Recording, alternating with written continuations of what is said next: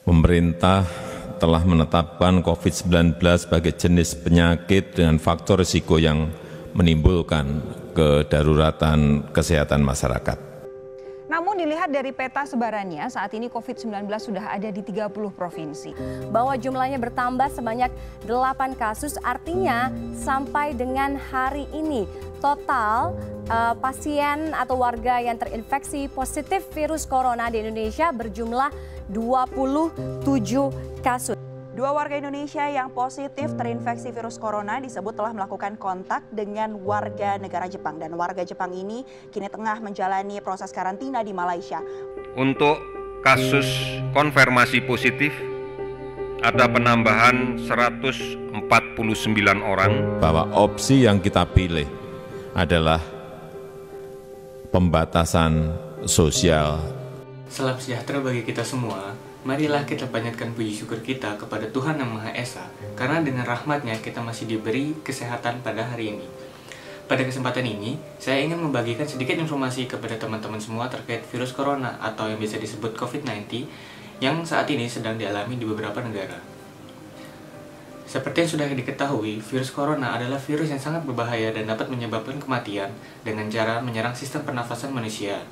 Dan penularan virus corona ini sangatlah cepat, sehingga menyebabkan keresahan dan kepanikan pada masyarakat. Untuk kasus konfirmasi positif, ada penambahan 149 orang, sehingga sekarang menjadi 1.677. Setiap hari, orang yang terinfeksi virus ini semakin meningkat. Hal ini menyebabkan keresahan dan kepanikan warga yang dapat mengakibatkan sikap-sikap masyarakat yang dapat merugikan orang lain secara langsung maupun tidak langsung. Dengan contoh, mulai memenuhi kebutuhan keseharian atau menyetop kebutuhan pokok secara berlebihan, dan memborong masker, hand sanitizer, vitamin, dan lain-lain.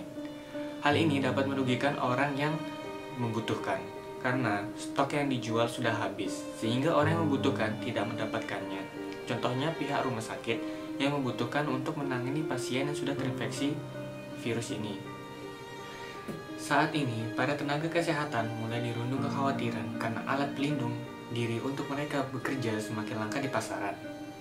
Masyarakat panik karena COVID-19 yang menyebabkan memborong masker, alkohol, sarung tangan karet, dan sebagainya.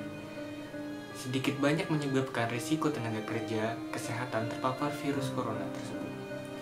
Keinginan kita untuk melindungi diri sendiri tanpa mempertimbangkan dampaknya dapat membahayakan tenaga kerja medis yang membantu banyak orang.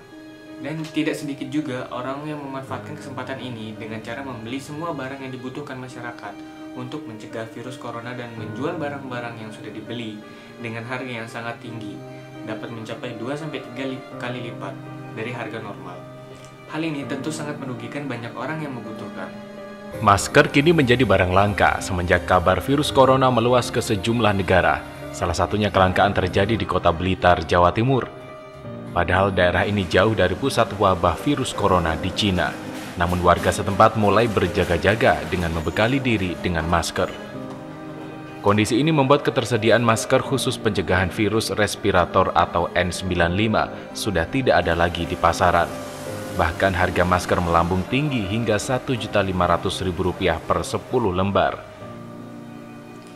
Sikap yang sebaiknya kita lakukan adalah kita sebaiknya tidak melakukan perbuatan yang dapat merugikan orang lain dengan cara membeli barang yang secukupnya, tidak berlebihan, dan tidak kekurangan. Tidak menimbun atau menyetok barang yang sangat banyak. Apalagi nantinya barang-barang tersebut dijual kembali namun dengan harga yang mencapai 2-3 kali lipat. Selanjutnya, kita sebagai sesama warga Indonesia harus saling mensupport satu sama lain yang dapat mengurangi kepanikan masyarakat. Dan kita juga harus mengikuti petunjuk pemerintah agar tidak keluar rumah apabila tidak penting. Hal ini dapat mengurangi cepatnya penyebaran virus ini sehingga masyarakat tidak tertular oleh virus corona ini. Semoga apa yang telah saya sampaikan ada manfaatnya dan dapat diambil nilai-nilai positifnya. Dan apabila ada salah kata, mohon dimaafkan. Sekian informasi yang dapat saya sampaikan. Semoga penyakit virus corona ini atau COVID-19 dapat teratasi dan semua yang sudah terinfeksi dapat sembuh dan lekas sehat kembali. Terima kasih sudah menonton.